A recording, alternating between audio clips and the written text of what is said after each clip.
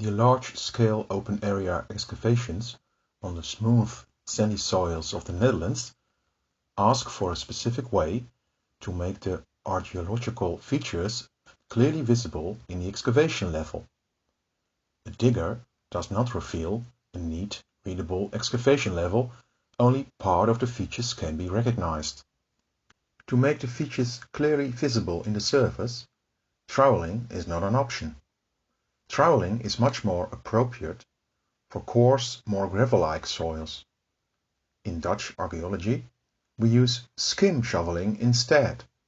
The shovel is used to gently skim off the sediment off the surface. Skim shoveling is a special technique which you can only learn on the job.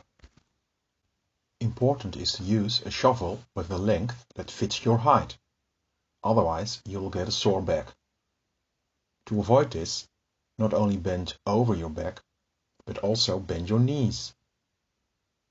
Besides this, your shovel blade must be well sharpened, with no burrs that leave scars on the excavation level.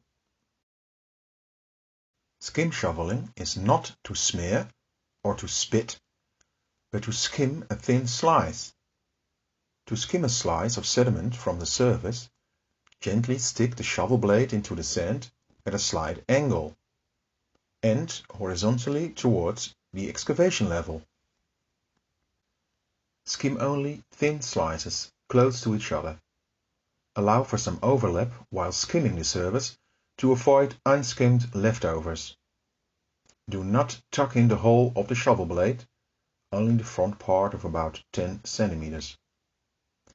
Lift the shovel blade up in time in one gentle swing to avoid leaving a chopped, dented surface. Repeat this motion in the same direction over and over to clean the surface. Get rid of the loose soil at a convenient location, preferably directly in a wheelbarrow, or the spoil heap directly outside the trench. Never throw any loose over a freshly skimmed surface, because crumbs of sand will undo your hard labor. At all times avoid walking across a freshly skimmed surface as much as possible, because it needs to look neat and tidy until photos have been made and features have been marked. Footsteps or wheel tracks of wheelbarrows on photos are no good. A nicely skimmed level is important for documentation and publication photos, like this sectioned post-built house plan. But sometimes we cannot avoid walking across a skimmed level. This is why we wear flat-soled safety sneakers. There are different ways to skim shovel areas in a trench.